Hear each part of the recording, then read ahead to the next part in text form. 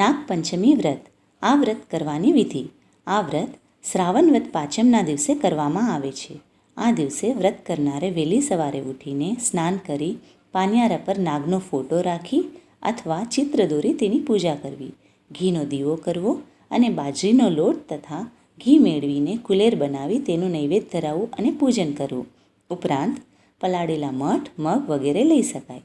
આ વ્રત કરનારના ઘરનો કંકાસ દૂર થાય છે અને સંપ વધે છે. તેમજ નાગદેવતાની કૃપાથી ધન ધાન્યનો ભંડાર ભરેલો રહે છે. આ વ્રતની વાર્તા ઘણા સમય પહેલાંની વાત છે. ચંદનપુર નામના ગામમાં એક ડોસી અને તેના 6 દીકરા તથા વહુઓ સાથે રહેતા હતા. નાની વહુ રાધા સિવાય બધી વહુઓને મા બાપ તથા ભાઈઓ હતા. માત્ર એક નાની વહુને જ પિયરમાં કોઈ સગું ન હતું. તેથી તેને બધા અનાથ કે નપરી કહીને ખૂબ મેના મારતા. તેના માટે કોઈ બોલનાર ન હોવાથી તેની જેઠાણીઓ આખો દિવસ તેની પાસે કામ કરાવતી હતી અને પૂરું ખાવાનું પણ આપતા ન હતા. એવામાં ભાદરવો મહિનો આવ્યો. શ્રાદ્ધ હોવાથી ઘરમાં ખીર રાંધીને બધાએ ખાધી, પણ નાની વહુને કોઈએ સંભાળી નહીં. એ દિવસોમાં નાની વહુ ગર્ભવતી હતી. તેને પણ ખીર ખાવાનું મન થતાં સાસુમાને કહ્યું. સાસુએ કડકાઈથી કહ્યું કે તપેલીમાં જે હોય તે ખાઈને વાસણ માંજી નાખ. રાધાએ રસોડામાં જઈને જોયું તો તપેલીમાં આજુબાજુ ચોટેલી ખીર સિવાય કાંઈ ન હતું. આથી તે નિરાશ થઈ ગઈ.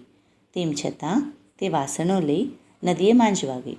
ત્યાં જઈને તેને તપેલીમાં ચોટેલી ખીર ભેગી કરીને એક કપડાના ટુકડામાં બાંધીને ઝાડ નીચે મૂકી અને વિચાર્યું કે વાસણ માંજીને હું નિરાંતે ખાઈશ. હવે વાત એવી બની, તેને ખીર કપડામાં બાંધીને જે ઝાડ નીચે મૂક્યા હતા ત્યાં એક ગર્ભવતી નાગન આવીને ખીર ખાઈ ગઈ. થોડી વાર પછી રાધા વાસણ માંજીને ઝાડ પાસે જઈને જુએ છે તો ખીરના કપોડા ન હતા. નાગન ઝાડના દરમાં સંતાઈને આ બધું જોતી હતી. તેના મનમાં એમ હતું કે હમણાં મને ગાળો દેશે તો હું તેને ડંખ મારીશ. પરંતુ રાધાએ કહ્યું, કોઈ બિચારી મારા જેવી દુખિયારી ખાઈ ગઈ લાગે છે. જેને ખાધું હોય તેનું પેટ ઠરજો. આ સાંભળી નાગન ખુશ થઈ ગઈ અને પ્રસન્ન થઈને રાધાની સામે આવીને કહ્યું, સાંભળ દીકરી, મને ખૂબ ભૂખ લાગી હતી એટલે હું તારી ખીર ખાઈ ગઈ છું. તારી વાત સાંભળીને પ્રસન્ન થઈ છું. બોલ દીકરી, તું દુઃખી લાગે છે. તારે કઈ વાતનું દુઃખ છે? નાની વહુએ પોતાનું દુઃખ જણાવતા કહ્યું, મારે પિયરમાં કોઈ સગું નથી એટલે મારા સૌ સાસરિયા મને મેના મારે છે. થોડા સમય પછી મારો ખોડો ભરવાનો છે. મારે કોઈ ભાઈ પણ નથી. હું ખોડો ભરવા માટે કોને બોલાવું? આટલું બોલીને તે ગડગડી બની ગઈ. આ સાંભળી નાગણને દયા આવી. તેને રાધાને આશ્વાસન આપતા કહ્યું, દીકરી, તું જરા પણ ચિંતા ના કર. જ્યારે તારો ખોડો ભરવાનો સમય આવે ત્યારે એક કંકોત્રી મારા રાફડા પાસે મૂકી દેજે. બાકીનું કામ હું સંભાળી લઈશ. આ સાંભળી નાની વહુ રાધા તો ખુશ ખુશ થઈ ગઈ. થોડા સમય પછી વહુને ખોડો ભરવાનો સમય આવ્યો. જેઠાણીઓ નાની વહુને મેના મારવા લાગી અને અંદરો અંદર ગુસપુસ કરતી કે અરે, રાધાના પિયરમાં તો કોઈ કરતાં કોઈ નથી, તો પછી ખોડો કોણ ભરશે? ખોડો શેનો ભરવાનો હોય? નાની વહુએ સાસુને વિનંતી કરી કે મારા પિયર પક્ષે એક દૂરના સગા છે, એમને મારે આમંત્રણ આપવું છે, તો કંકોત્રી લખી આપો. સાસુએ કમ અને મોટી વહુ આગળ એક ચબરખામાં 2-4 શબ્દો લખી આપ્યા. નાની વહુ રાધા ખુશ ખુશ થઈ કંકોત્રી લઈને પહોંચી નાગનના રાફડા પાસે મૂકીને મનોમન ભાવથી નાગમાતાને આમંત્રણ આપીને પાછી ફરી. ખોડો ભરવાના દિવસે જેઠાણીઓ કટાક્ષમાં બોલી, સાંભળો, આજે તો નાની વહુ તરફથી આપણને પહેરામણીમાં દાગીના અને સારા સારા વસ્ત્રો મળવાના છે. તેના પિયરિયા ગાડું ભરીને બધું લાવવાના છે. નાની વહુ આ સાંભળીને દુઃખી થઈ, પરંતુ તેને નાગદેવતા પર પૂર્ણ વિશ્વાસ હતો. ફરી મનમાં પ્રાર્થના કરી, હે નાગદેવતા, મારા મેણા ભાંગજો.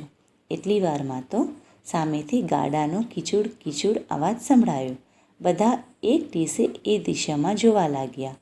થોડી વારમાં ગાડા આંગણે આવી પહોંચ્યા અને એમાંથી અત્યંત સ્વરૂપવાન નાગન, નાગદેવતા અને નાગકુમારો ઉતરવા લાગ્યા. તેમની પાછળ નોકરોને સોનાની પેટીઓ ઉતારતા જોયા. આ દ્રશ્ય જોઈને સાસુ અને જેઠાણીઓને તો આ સ્વપ્ન જ લાગી રહ્યું હતું. તેની પાછળ ગાડાઓની લાઈન જોઈને બધા આભા જ બની ગયા. રાધાનો ખોડો નાગકુમારોએ ખૂબ ધામધૂમથી ભરાવ્યો. દરેકને પહેરામણીમાં સોનું, હીરા, માણેક અને અત્યંત કિંમતી વસ્ત્રો આપીને ખુશખુશાલ કરી નાખ્યા. ખોડાની વિધિ પૂરી થઈ એટલે નાગણે રાધાની સાસુને કહ્યું, વેવાણ, અમારી દીકરીને હું અમારા ઘરે સુવાવડ માટે લઈ જાઉં છું, તો એમને વિદાય આપો. સુવાવડ પછી 1.25 મહિને હું જાતે આવીને મૂકી જઈશ. સાસુ તો હજી અચંબામાંથી જ બહાર નહોતા નીકળી શક્યા. તેમને નાગણ સાથે નાની વહુને વિદાય આપી. નાગણ સાથે જતા રસ્તામાં રાધાને વિચાર આવ્યો કે નાગમાતા મને ક્યાં રાખશે, પણ એ શંકાનું તરત સમાધાન થઈ ગયું. રાફડા પાસે આવી નાગણે રાફડા ઉપર હાથ ફેરવ્યો. ત્યાં તો જમીન ખસીને ભોયરાની રસ્તો ખુલી ગયો. અંદર એક સુંદર મહેલ હતો. મહેલની અંદર બધી જ વ્યવસ્થા હતી. આવો ભવ્ય મહેલ તો કોઈ મોટો રાજાનો પણ નથી હોતો. તેવા મહેલને જોઈ રાધાને પણ આશ્ચર્ય થયું. નાગમાતાએ કહ્યું, રાધા, અહીં બધી જ વ્યવસ્થા છે. તું મોજથી ખાઈ પીને હિંડોળે ઝૂલજે. જ્યારે સમય થાય ત્યારે બધા નાગકુમારોને ભેગા કરી આ રૂપાની ઘંટડી વગાડી બધાને ભેગા કરીને દૂધ પીવડાવી દેજે. રાધાએ આ કામ પોતાની જવાબદારી સમજી ખુશીથી સ્વીકારી લીધું. થોડા દિવસો પછી એક શુભ દિવસે નાની વહુને દેવ જેવો દીકરો જન્મ્યો. દિવસે દિવસે રાધાનો છોકરો મોટો થવા લાગ્યો. એવામાં એક દિવસે એવું બન્યું કે રાધા એક મોટા વાસણમાં ગરમ દૂધને ઠંડુ કરવા મૂકી બીજા રૂમમાં ગઈ હશે. ત્યાં તેનો નાનો છોકરાએ રૂપાની ઘંટડી વગાડવા લાગ્યો. ઘંટડીના અવાજ સાંભળી નાગકુમારો દોડતા આવી પહોંચ્યા. નાગકુમારોને જોઈને છોકરો ગભરાઈ ગયો અને રૂપાની ઘંટડી નાગકુમારોના પૂંછડા પર પડી. આથી તેમની પૂંછડી કપાઈ ગયા. બીજા નાગકુમારો પણ જેવા દૂધ પીવા ગયા કે તેમના મોઢા દાઝી ગયા. બિચારા નાગકુમારો બાંડિયા બુચિયા બની ગયા. તેઓ છોકરા પર ચીડાઈને કરડવા દોડ્યા. ત્યાં તો રાધા આવી પહોંચી અને છોકરાને તેને બચાવી લીધો. નાગકુમારોની વ્યથા જોઈને રાધાને ઘણું દુઃખ થયું, પણ નાનકડા છોકરાને શું કહે? નાગરાણીએ નાગકુમારોને શાંત પાડ્યા, પણ તેમના મનમાંથી દાજ ગઈ ન હતી. થોડા દિવસોમાં નાની વહુને અને ભાણેજને સુંદર આભૂષણો, વસ્ત્રો આપી વિદાય કર્યા. હવે સાસરિયામાં પણ નાની વહુના માનપાન વધી ગયા હતા. આથી જેઠાણીઓ મનમાં ને મનમાં બળવા લાગી. એકવાર નાગકુમારો જૂનો વેર લેવા નાની વહુ રાધાને ત્યાં આવી પહોંચ્યા. તેઓ મોકાની શોધમાં ઘંટીના પડ નીચે સંતાઈ ગયા. એટલામાં રાધા પાણીનું બેડું લઈને ઘરમાં પ્રવેશી. તેને ઉંબરામાં જ ઠેસ વાગી. ઠેસ વાગતાં જ તે બોલી ઉઠી, ખમ્મા મારા બાંડિયા બુચિયા ભાઈઓને. આવું લાગ લગાડ 3-4 બન્યું. આ સાંભળીને નાગકુમારો વિચારવા લાગ્યા કે બહેન આપણું કેટલું ભલું ઈચ્છે છે, હજી પણ આપણને પ્રેમ કરે છે.